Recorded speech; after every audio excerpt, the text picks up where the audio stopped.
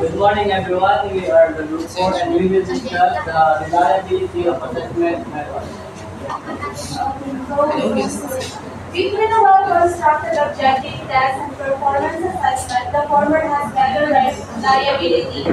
Performance assessment is said to have low reliability because of judgmental scoring. Inconsistent scores may be obtained depending on the rate. This may be due to inadequate training of raters or inadequate specification of the scoring rubrics. Additionally, the performance assessment, there is a limited sampling of course content. But as Harris 1997 explained, when training the domain coverage or structuring the responses may raise the reliability of performance assessment.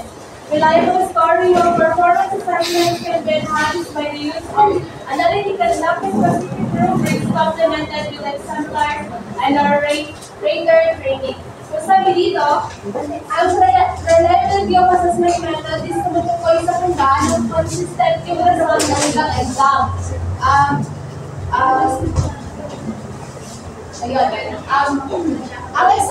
objective test and performance assessment ang compare and contrast natin. So, pag sinabi ng objective test, halimbawa nito is multiple choice, true or false or multiply.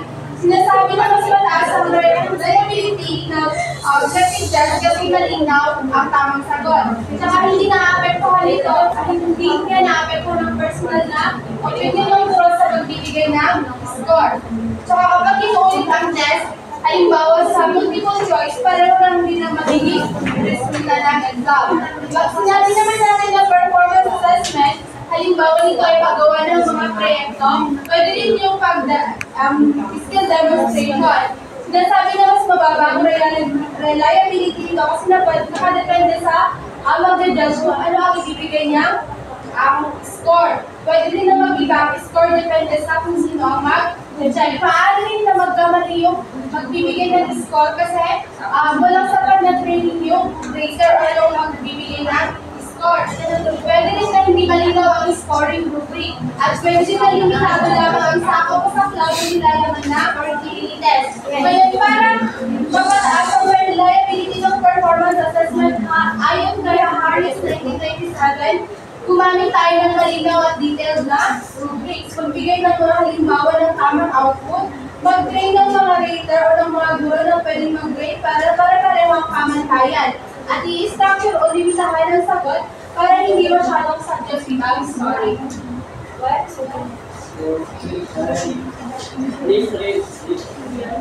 As for oral questioning, suggestion for improvement in reliability of field tests is also extended to oral examinations, like increasing the number of questions, response time, and number of examiners, and using a rubric for making that to test the standards. Observation.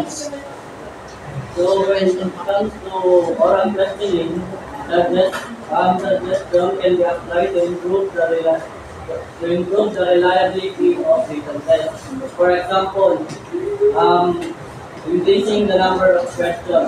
It is to help to assess the distance of the student's knowledge, and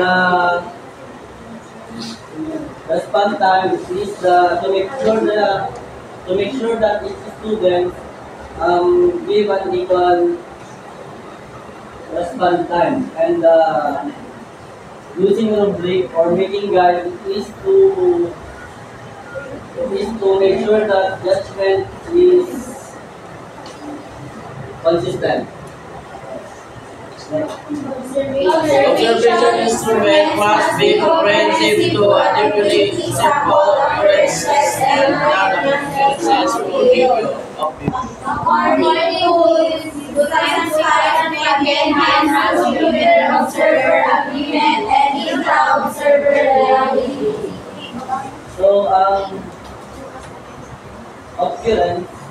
occurrences is yung kailangan natin yun kasi to know the criteria clear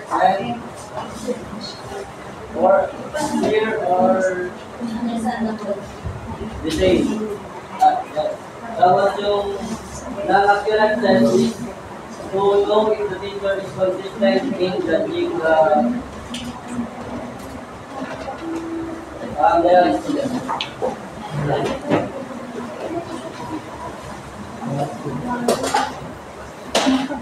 Self-assessment. Kindly read this.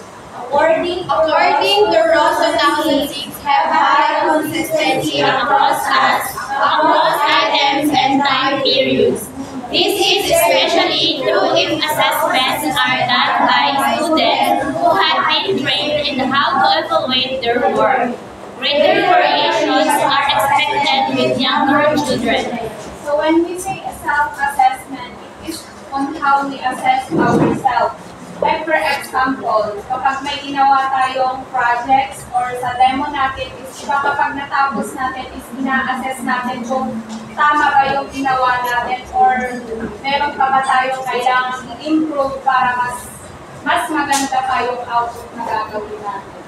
And below are ways to improve reliability of assessment results by Nico and Brooke Hart 2011. When you read the first Lengthen the assessment procedure by providing more time, more questions, and more observations whenever practical.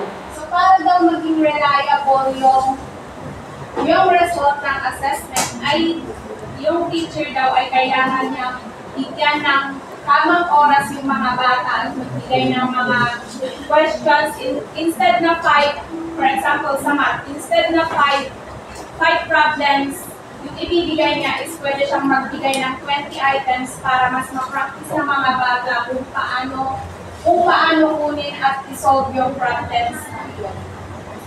And the last one. Broaden the scope of the procedure by addressing all the significant aspects of the learner's learning performance. So dito naman ay, yung assessment daw ay kailangan na ituro kung ano pa yung dapat na malaman ng mga bata. Huwag lang tayong mag-stick sa, for example, magtuturo ka ng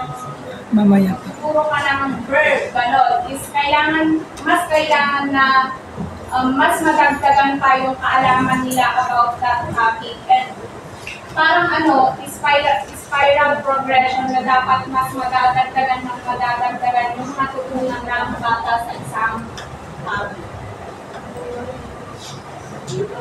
As when you read the first Neurocognitivity by using a systematic and more formal procedure for scoring student performance.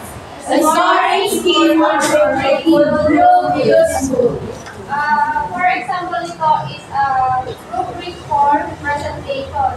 Ang rubric na iyon ay isang guide para pa-evaluate yung student performance like projects or presentation para maging fair and consistent. And the next Useful markers by employing literature reliability. dito naman po, ang example nito is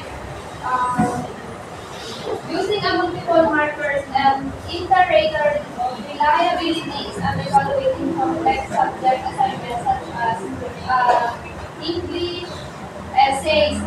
Dito naman po is para ma-ensure yung scoring is consistent, fair, and not influenced and biased. And last bullet, Combine balance from several assessments, especially when making crucial educational decisions. Using the results from different tests and evaluation gives a better or complete understanding of how a student thinks. This helps make fairer and smarter decisions about their education because those single tests can show everything a student So can you read the first one? Provide sufficient time to students in completing the assessment procedure.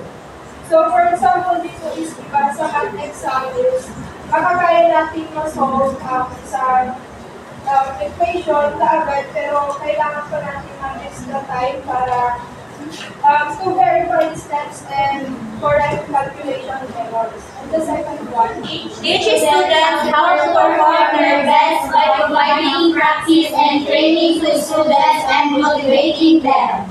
for example, as a teacher, ang role mo ay dapat na i-consider ang needs and interest ng mga students ko. So with that, mas mamomotivate pa sila na pag-iiba ng kanilang pag-aaral. And the third one, Match assessment difficulties to the students' ability levels by providing tasks that are near to easy or to difficult and tailoring assessment to each student's ability level when possible. for example, sa mga students na nahihirapan pa, dapat mga easy na problems or situations mo na ibigay mo sa kanila. Then, tsaka mo increase ang difficulty kapag naka-demonstrate na sila ng mastery. And the last, Differentiate among students by selecting assessment tasks that distinguish or discriminate the best from the least among students. for example, by adjusting task difficulty, napapanatili pa rin ang mga learning objectives. With this, mas na-challenge ang mga advanced students habang nasusunod naman ang mga students na nangangailangan ng. And that's all. Thank you.